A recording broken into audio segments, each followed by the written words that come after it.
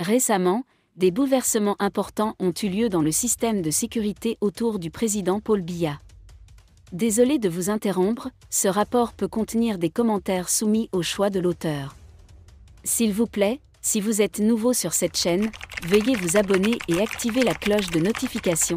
De cette façon, vous serez averti lorsque nous publierons de nouveaux rapports sur cette même chaîne. Merci. Tandis que le chef de l'État prend ses distances avec le directeur du service de sécurité présidentielle, DDP, le général Ivo de Sancio, le chef de la garde présidentielle, Beko Abondo, gagne en influence dans l'entourage immédiat du président.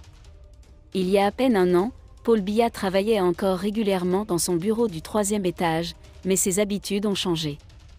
Aujourd'hui, il préfère travailler depuis sa résidence, où il a installé des bureaux pour lui-même, son fils Franck Biya, le contre-amiral Joseph et le chef de la garde présidentielle, Beko Abondo. Le président se rend principalement dans les bureaux officiels pour rencontrer des invités. Les changements les plus importants se sont produits dans sa sécurité personnelle.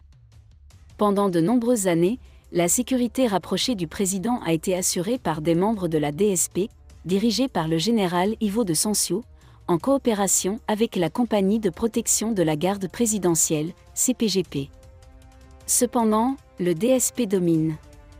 Aujourd'hui, cette dynamique a changé. Paul Biya a décidé de confier sa sécurité essentiellement aux membres de la CPGP qui constituent désormais la dernière ligne de défense face au chef de l'État. Les composants DSP ont conservé leur statut mais ont désormais été remplacés par des composants CPGP. Ce changement révèle deux choses, une confiance croissante dans le chef de la garde présidentielle, Raymond Beko Abondo, et une distance croissante avec le colonel Ivo de Sancio. Ce dernier n'a pas rencontré Paul Biya depuis plusieurs semaines, alors que le chef de la garde présidentielle fait désormais régulièrement rapport au président, notamment sur la situation sécuritaire du pays. Ces changements reflètent un réalignement majeur dans les cercles de pouvoir entourant le président Biya.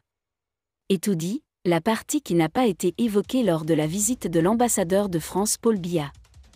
L'ambassadeur de France au Cameroun, Thierry Marchard, a été reçu au Palais de l'Unité par le président de la République, Paul Biya, pour la première fois depuis la présentation des lettres de créance en juin 2023.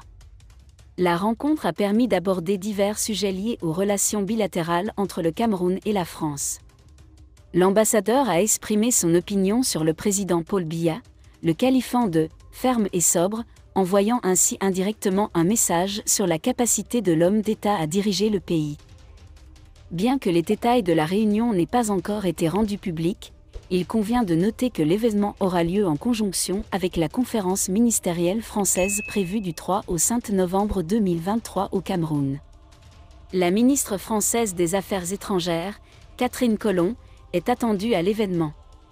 Il est également apparu que les deux pays travaillent d'arrache-pied pour établir un couloir de sécurité afin que les troupes françaises stationnées au Niger puissent recevoir l'ordre de quitter le pays et évacuer les soldats et le matériel militaire vers le Cameroun via le port de Douala.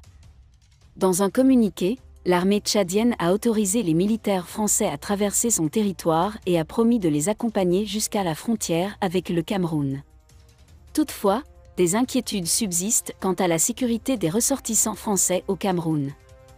Le 18 août 2023, le vice-consul de France à Douala, Christian Huet, a été retrouvé mort à son domicile, ce qui a donné lieu à une enquête sur les circonstances de son décès.